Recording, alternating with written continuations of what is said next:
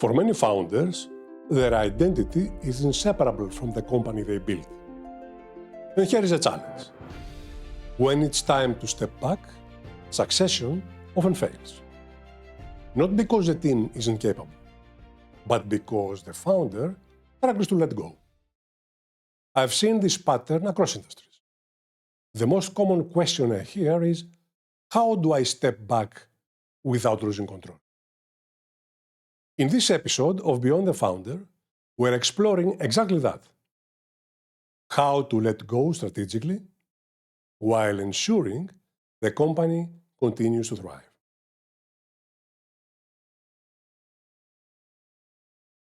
Let me start by explaining why succession fails so often in owner-led companies. The founder's identity becomes inseparable from the company. Every major decision, every client interaction, every innovation flows through you. Teams may have the skills, processes, and ambition to operate independently. But if they sense the founder is still the ultimate decision maker, they hold back. They don't make bold choices. They don't step up fully. And this creates dependency, frustration, and eventually stalled growth. I've seen this repeatedly. A service company with 70 million euro in revenue, a hospitality firm at 120 million, all following the same pattern. The team is capable, the market is there, but the company can't operate without the founder. The first step to an effective succession is acknowledging that your identity is separate from the company. If you don't, the company cannot outlive your involvement. And that's the hardest barrier to.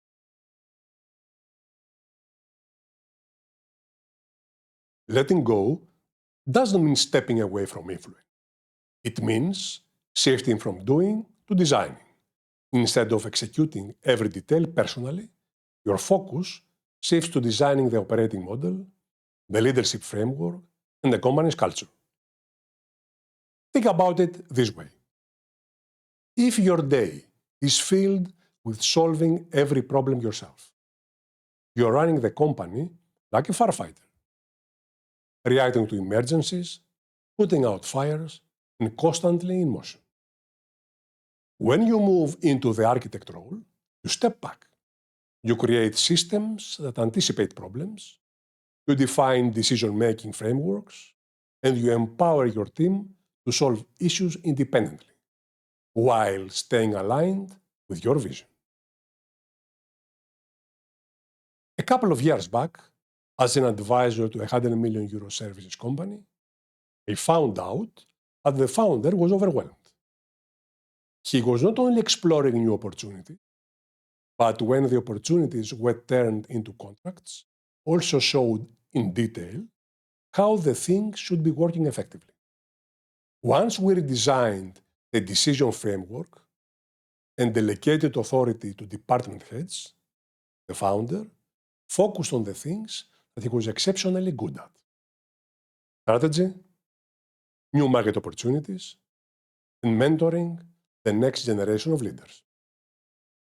The business scaled faster, decisions were faster, and the founder regained more than 50% of his time for high-value work.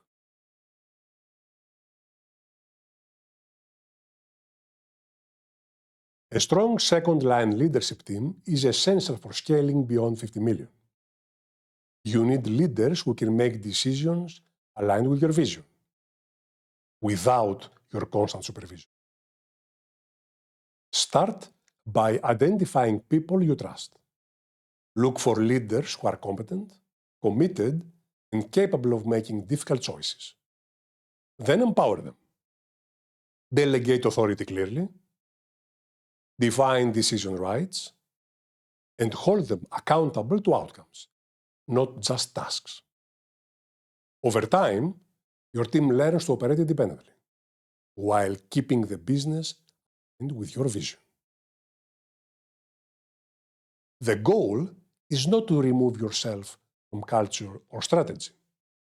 It's to embed your best habits into a framework a company can replicate without you.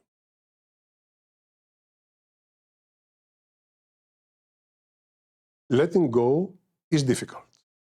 It challenges your sense of identity, your comfort, and your control.